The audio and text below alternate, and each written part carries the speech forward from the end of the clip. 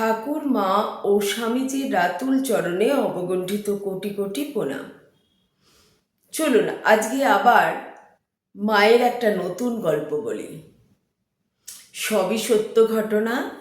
এগুলো আমরা গল্পের ছলে শুনি আর খুবই নিজেদের মধ্যে একটা আলোড়ন সৃষ্টি হয় মনের মধ্যে। মা একদিন কালীঘাটে গেছেন পুজো দিতে। কালীঘাটে একটা পাকলি থাকতো, একটা ত্রিশূল নিয়ে ও ছোটাছুটি করতো, খালি এদিক ওদিক ছুটতো, নিজের মনে থাকতো এরকম।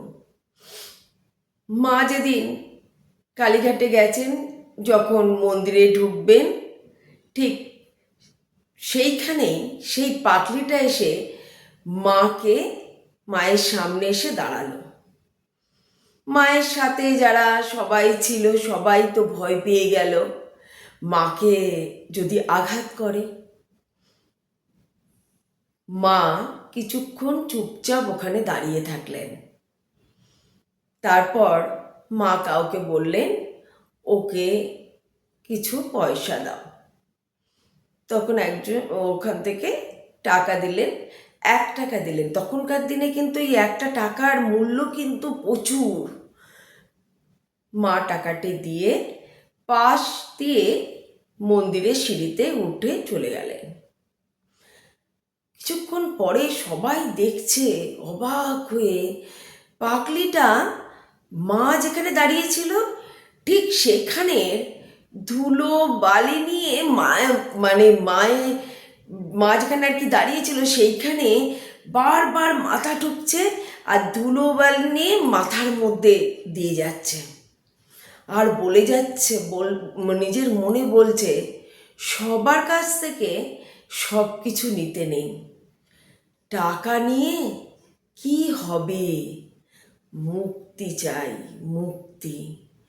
সত্যি মা যে মনের কথা বুঝতে পারতেন এবং পাগলিটা কিভাবে অনুভব মধ্যে আসছে, যাকে দেখতে যাচ্ছেন মা, সেই মা কালী আমার সামনে দাঁড়িয়েছিল।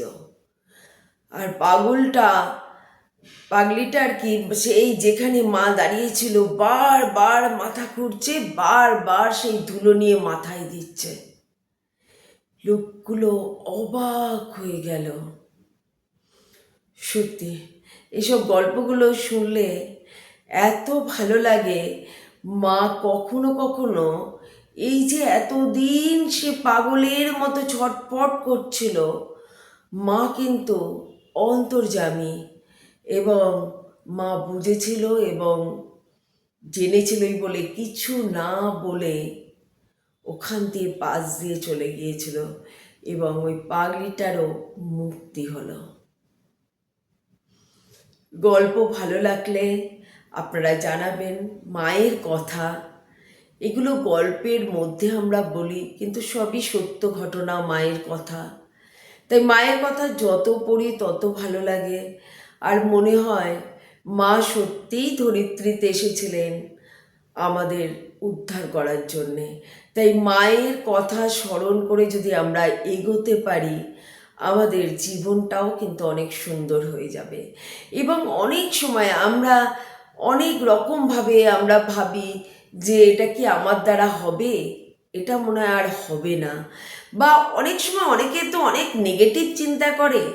আমি বলবো আপনারা মায়ের বই পড়ুন, দেখুন ভীষণ ভালো লাগবে। আর ওই নেগেটিভ চিন্তা থেকে আপনি কখন যে পজিটিভ মাইন্ড হয়ে যাচ্ছেন আপনি নিজেও বুঝতে পারছেন না।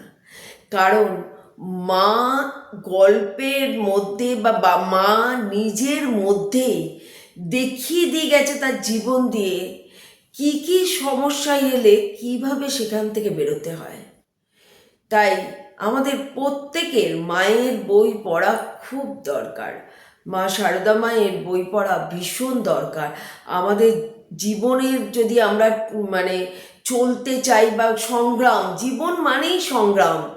যখন থেকেই জন্মেছে এবং মৃত্যু পর্যন্ত আমাদের প্রতিটা পদক্ষেপে প্রত্যেকটা স্টেপ কিন্তু আমাদের ফেলতে হয় সব কিছু ভেবে।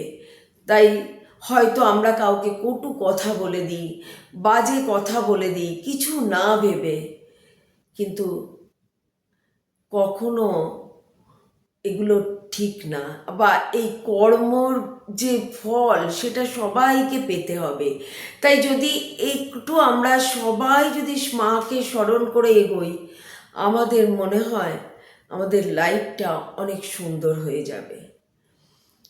যাই হোক, ভালো থাকুন, সুস্থ থাকুন এবং আপনাদের দীর্ঘায়ু জীবনের কামনা করি। জয় মা।